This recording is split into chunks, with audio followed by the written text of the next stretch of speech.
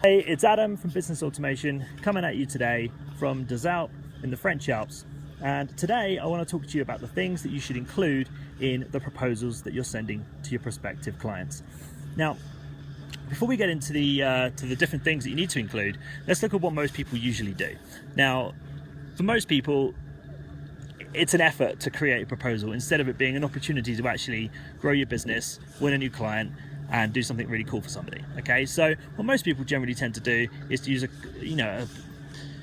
a very basic Word document. They might type out some basic bits that they're going to do, pretty much leave it up to everybody else's imagination, put a price at the end of it, and hope for the best. Now, we're going to do something slightly different. This is what I've been doing for years, 10 years in fact. While I've been running my web design business, I followed a very straightforward formula that sounds like there's quite a lot in it, but actually it's all necessary in order for you to actually get the result you want, which is a signed off proposal. So the first thing, I know it sounds really corporate, but is an executive summary. Now, you don't have to call it this, you could just call it summary, introduction, what have you, but it needs to state the problem that they're having and the solution that you're going to provide. Now, you need to do this because otherwise they're never going to read the end of the document. They're literally just going to skim read it, look at the price and make a judgment on that. This is where you hook them in. If you don't get this bit right, nothing else matters, okay? So you need to state the problem and be damn clear what it is. So if you don't, at this point, know what that is, you need to go back to the client and find out exactly what it is that you're going to be able to do for them. So state this in a problem and solution format if you can. Now, if you're doing something that's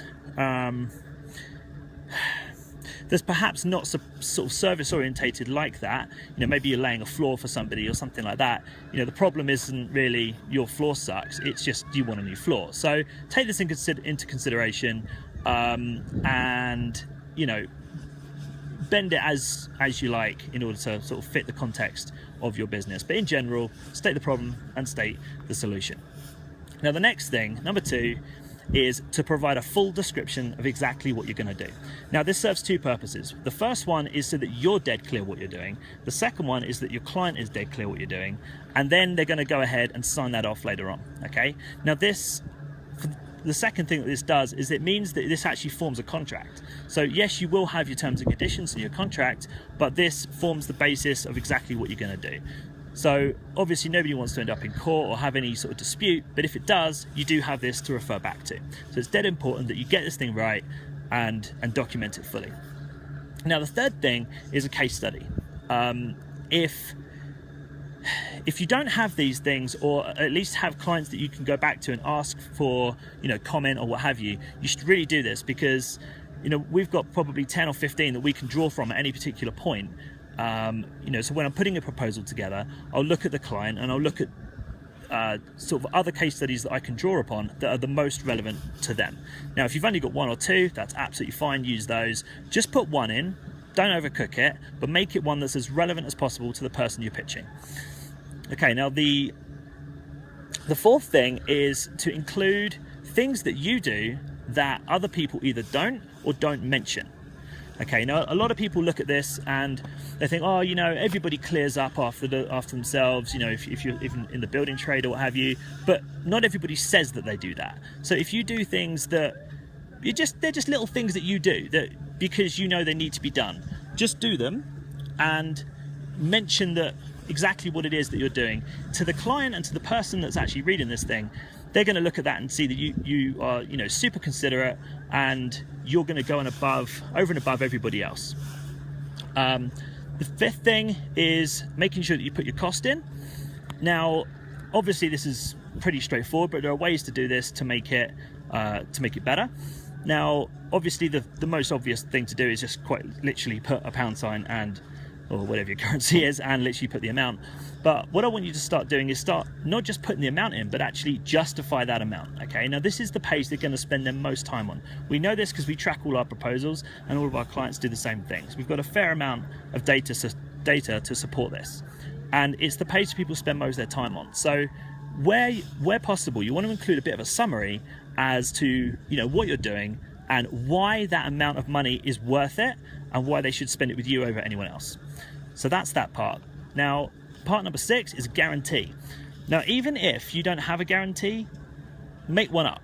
just make one up. It doesn't matter what it is. No one's really ever going to call it in, and if they do, and if they're that unhappy, they're going to call it in anyway. So come up with a guarantee that sounds amazing. It could be, you know, money back guarantee is a very sort of go-to one. Use that if you've got nothing else. But if you can come up with something that means that they get the product or the service or whatever it is, and they don't pay for it if they don't like it, that's perfect. And the last thing is a contract and your terms and conditions. Now, for some reason, I don't know why people tend to do this, but they'll send a proposal, they'll get an agreement, and then they'll send the contract afterwards. I've never understood this. It never really makes much sense to me, because the contract that people send is often standard anyway. So just include that in the proposal so that it can all get signed off in one go. So to recap, and hopefully I'll remember all this, your executive summary, that's going to be your problems and solutions. The second thing is a full description of exactly what you're going to do. The third thing is a case study, preferably super relevant to them. The fourth thing is all of the little subtle things that you do that other people maybe either don't do or certainly don't mention. So put those in. The fifth thing is your cost, and justify that cost, you know, with the benefits and with the end benefit that the client's going to get.